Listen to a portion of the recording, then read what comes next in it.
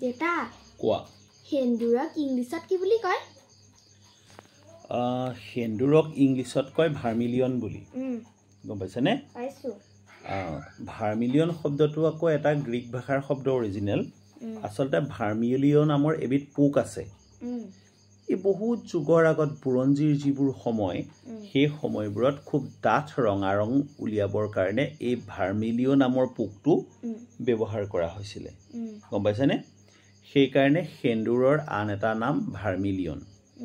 গম পাইছা পাইছো এতিয়া ভাৰ্মিলিয়ন শব্দটো সিঙ্গুলাৰ নে প্লুৰেল একবচন নে কি বহুবচন সেটা এটা বিশেষ প্ৰশ্ন গম পাইছানে এতিয়া তোমাক মই কৈছো শুনা ভাৰ্মিলিয়ন শব্দটো তুমি সিঙ্গুলাৰ হিচাপেও ব্যৱহাৰ কৰিব পাৰা বা একবচন হিচাপে বা বহুবচন হিচাপে প্লুৰেল নাম্বাৰ হিচাপেও তুমি ব্যৱহাৰ কৰিব পাৰা গম পাইছা পাইছো দ্বিতীয় কথা হল ভাৰ্মিলিয়নটো এটা নাউন বিশেষ্য পদ আৰু তুমি ঠাই বিশেষে তাক এডজেক্টিভ হিচাপেও ব্যৱহাৰ কৰিব পাৰা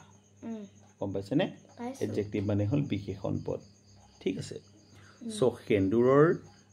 ইংৰাজীটো হল ভাৰ্মিলিয়ন আৰু ই আহিছে ভাৰ্মিলিয়ন নামৰ এটা